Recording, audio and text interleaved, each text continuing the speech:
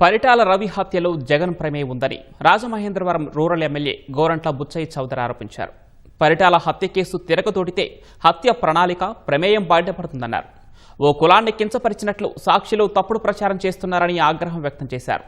తప్పుడు రాతలకు క్షమాపణ చెప్పకుంటే సాక్షి యాజమాన్యంపై కోర్టులో పరువు నష్టం దావా వేస్తారని హెచ్చరించారు.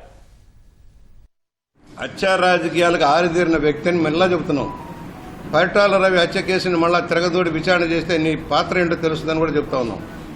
దాని పర్యవసానంగా ఏ విధంగా జార్జి రెడ్డిని పట్టపగలు కాల్పించారో కూడా విచారణ చేయించాల్సిన అవసరం ఉంది. ఇవన్నీ నిన్న దస్తగిరి ఎవరైతే వివేకానంద రెడ్డి హత్య కేసులో సాక్షులుగా ఉన్నారో వాళ్ళందరినీ లేపుకుంటూ పోతూ ఉన్నారు. ఇప్పటికి 4 లేపేశారు. ఎవరు కారకులు? ఇవన్నీ మాట్లాడకూడదా? నిన్న సాక్షిలో కాపులను నరికేస్తామని బుచ్చి అన్నాడని హెడ్డింగ్. ఏ కాపుల వల్ల జిల్లాలో రాజకీయంగా ఇన్ని సంవత్సరాలు ఉన్నానో అందరికీ తెలుసు. ఏ కాపుల సపోర్ట్తో 7 సార్లు గెలిచానో అందరికీ తెలుసు. కాపులను కించపరిచే ఉద్దేశం ఏనాడు లేదు. దానికి వక్ర భాష అని చెప్పి కులాల మధ్య చిచ్చు రేపడం కోసం జరుగుతున్న ప్రయత్నాన్ని మేము ఖండిస్తున్నాం. లక్షల కోట్లు ఎక్కడి నుంచి వచ్చి పడ్డాయి? ప్యాలెస్లు ఎక్కడి నుంచి వచ్చి పడ్డాయి? నీకు ఇది మాట్లాడకూడదట. మాట్లాడితే మమ్మల్ని పిచ్చి ఆసుపత్రులు, నన్ను కాదు జక్కంపూడి రాజాలు అంటే పిచ్చి ఆసుపత్రులు పెడతారు. పదవి పోయి మళ్ళీ గెలిచే అవకాశం లేని వీళ్ళకి పిచ్చి ఆసుపత్రులు వెళ్ళిపోయారు.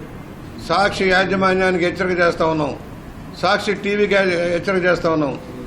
మీ గోబెల్స్ తప్పుడు ప్రచారాలతోటి మత సామరస్యాన్ని కుల సామరస్యాన్ని రెచ్చగొడదామని చూస్తే మాత్రం మీ పప్పులు ఉడకనీయం.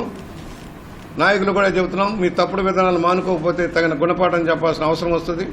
వెంటనే కనుక క్షమాపణ చెప్పకపోతే మీరు వెంటనే నేను డెమరేజ్ షూట్ వేస్తాను, ఎఫ్ఐఆర్ ఫైల్ చేసి కేసు పెడతాము.